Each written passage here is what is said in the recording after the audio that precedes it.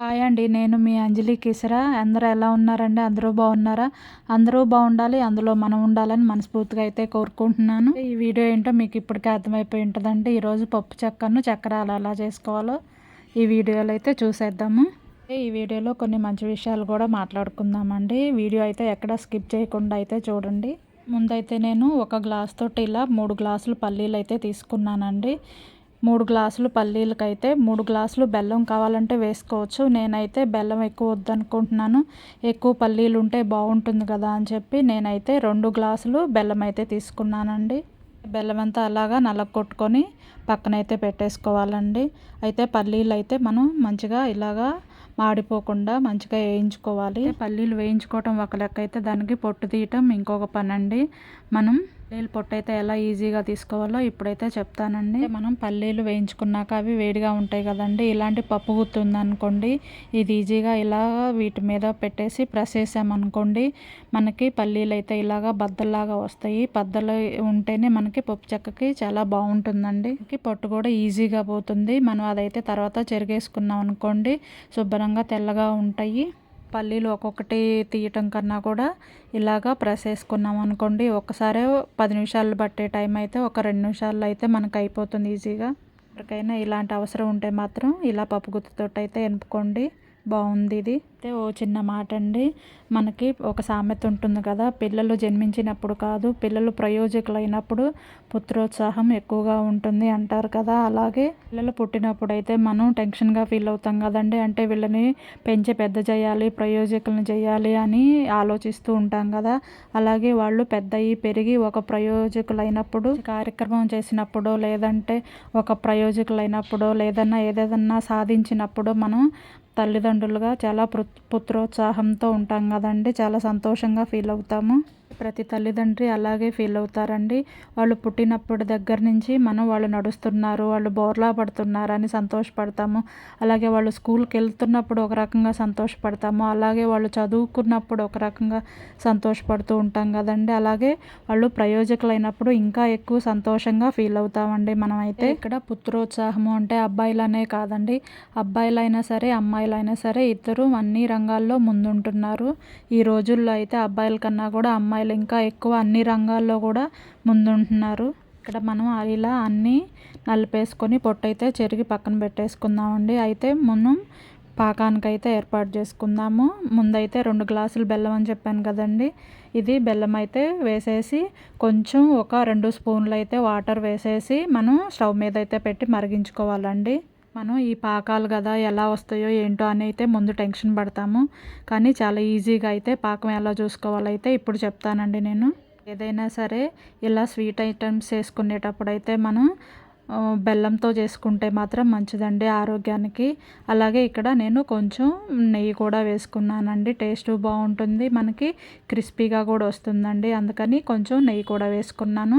అలాగే ఇక్కడ ఒక బౌల్లో అయితే పక్కన కొంచెం వాటర్ వేసుకొని పక్కన పెట్టుకోవాలండి, మనకి పాకం చూసుకోవటానికి. ఇదైతే మనం మధ్యలో అప్పుడప్పుడు ఇలా కలుపుతూ కొంచెం కొంచెం ఇట్లా వేసుకొని చూసామనుకోండి, పాకం వచ్చిందా లేదా అని మనకైతే అర్థమైపోతుంది.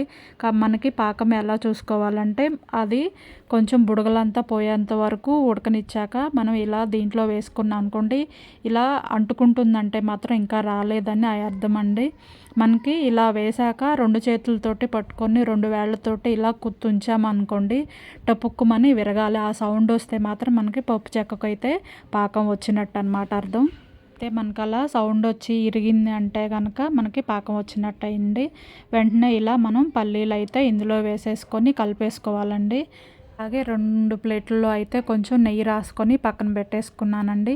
మనం ఈ మిశ్రమాన్ని ఇలా బాగా కలుపుకున్నాక ఆ ప్లేట్స్లోకి అయితే వేసేసుకొని మనం ఇలా సద్రంగా అయితే తయారు చేసుకున్నాం అనుకోండి, మనకి ఒక 2 నిమిషాల్లో అయితే మనకి ఆరిపోతుంది. ఎప్పుడైనా సరే పాకం కరెక్ట్గా వచ్చిందనుకోండి, మనకి వెంటనే లెగ్స్ వస్తుందండి. ఇలాగా పప్పు చెక్క వేయగానే అయితే చాలా ఈజీగా అయితే తయారు చేసుకోవచ్చు పప్పు చెక్క.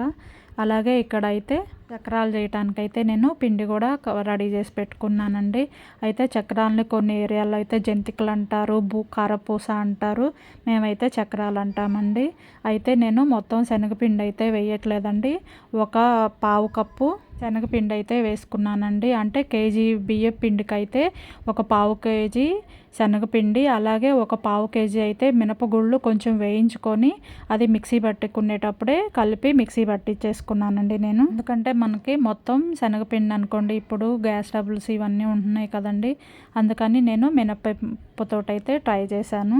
మినపప్పు ఉడకబెట్టి మిక్సీ వేసుకొని అది కూడా కలుపుకుంటారండి.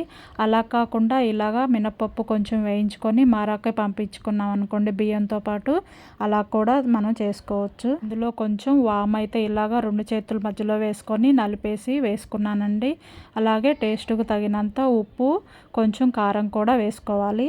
అన్నీ వేసాక ఇట్లా బాగా కలుపుకోవాలండి. ముందు పొడిపిండే బాగా కలుపుకున్నాం అనుకోండి, మనకి పొడిపిండిలో ఉప్పు కారాలు అన్నీ కరెక్ట్గా మిక్స్ అవుతాయి అన్నమాట.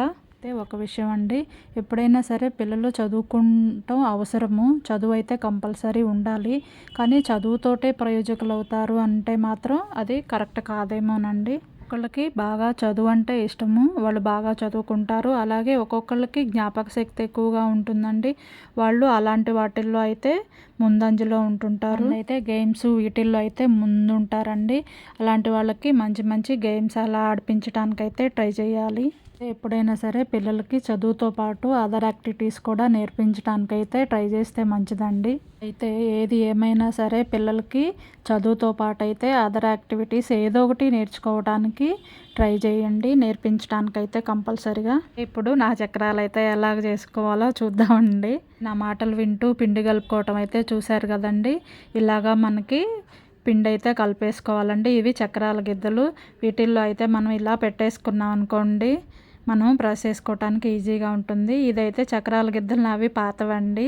ఇప్పుడైతే చాలా కొత్త కొత్త మోడల్స్ కూడా వచ్చినాయి కదండి. ఇవైతే మాకు తెలిసిన ఫ్రెండ్ అంటే అక్క అండి, తననైతే నేను అక్క అని పిలుస్తాను. అంజలి అక్క, తను నాకు గిఫ్ట్గా అయితే ఇచ్చింది మా గృహప్రవేశానికి. అయితే తన పేరు కూడా అంజలి అనండి. అయితే మీ పేరు అంజలియే కదా మరి మీరు అనుకోవచ్చు. చెప్పాను కదండి, నా పేరు వెంకట శివాంజమ్మ.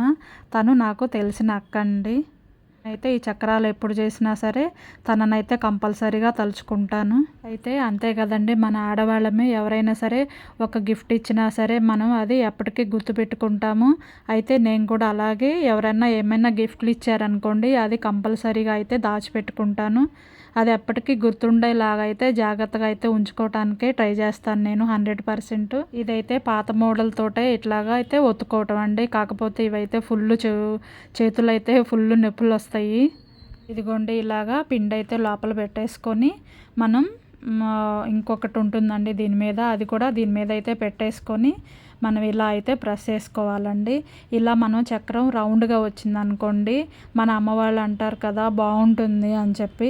మనం చక్రాల పిండిని అయితే కొంచెం వేడి నీళ్ళతో కలుపుకున్నాం అనుకోండి, మనం పిండి కలుపుకునేటప్పుడు వేడి నీళ్ళు స్టవ్ మీద పెట్టేసుకొని అవి బాగా మరిగాక ఆ నీళ్ళతోటైతే కలుపుకున్నాం అనుకోండి, టేస్ట్ బాగుంటుంది, బాగా కరకరలాడుతూ వస్తాయండి. మనకి బోల్ ఎక్కువ వస్తుంది అంటారు. ఏదైనా సరే మనం ఇంట్లో తయారు చేసుకున్నాం అనుకోండి, మనకి ఆరోగ్యానికి ఆరోగ్యము ఉంటుంది, మనం మంచిగా మన చేతితో చేసి పెట్టిన తృప్తి కూడా ఉంటుంది కదండి. మనకి పిల్లలకి కానీ పెద్దవాళ్ళకైనా సరే అప్పుడప్పుడు బయటవి తినాలనిపిస్తుంది, అప్పుడప్పుడు తెచ్చుకోవచ్చండి. ఎక్కువ శాతం మనం ఇంట్లో చేసుకున్నాం అనుకోండి, ఇలాగా ఒక 10-15 రోజులు అయితే మనకి స్నాక్స్ తాగితే ఉంటాయండి. మనం మధ్య మధ్యలో అప్పుడప్పుడైతే బయట కూడా తీసుకొచ్చుకోవచ్చు, అలాగని బయట తీసుకొచ్చుకోకూడదు అనేం లేదు. కాకపోతే మనం ఇంట్లో చేసుకున్నాం అనుకోండి, మన చేతులతో చేసినట్టు ఉంటుంది కదా. అంతేనండి, చాలా ఈజీగా అయితే మనకి పప్పు చక్రాలు కూడా ఎలా చేసుకోవాలో చూసారు కదండి. మనకి పప్పు చెక్కని కొంతమంది ఏరియాల్లో పల్లీ పట్టి కూడా అంటారండి. మాకైతే పల్లీ చెక్క అంటారు, లేకపోతే పప్పు చెక్క అంటారండి. అలాగే చక్రాలు కూడా ఈజీగా అయితే మనం తయారు చేసుకోవచ్చు ఇంట్లోనే శుభ్రంగా. ఓకే అండి, నా వీడియో కనుక మీకు ఎవరికైనా నచ్చినట్టయితే తప్పకుండా ప్లీజ్ లైక్ చేయండి, షేర్ చేయండి, కామెంట్ చేయండి, తప్పకుండా సబ్స్క్రైబ్ చేసుకోండి. కొత్తగా మన ఛానల్ ఎవరైనా చూస్తున్న వాళ్ళైతే తప్పకుండా సబ్స్క్రైబ్ చేసుకుంటారు కదూ. పక్కనే ఉన్న బెల్ ఐకాన్ని క్లిక్ చేశారంటే మీకు వెంటనే నోటిఫికేషన్ వస్తుందండి. నేను వీడియో పెట్టగానే మీ దాకా వస్తుంది, మీరు వెంటనే వీడియో అయితే చూడగలుగుతారు. అయితే ఓకేనండి, మళ్ళీ నెక్స్ట్ ఒక మంచి వీడియోలో అయితే మళ్ళీ కలుద్దాం. ఓకేనండి, బాయ్ మరి, థ్యాంక్ యూ.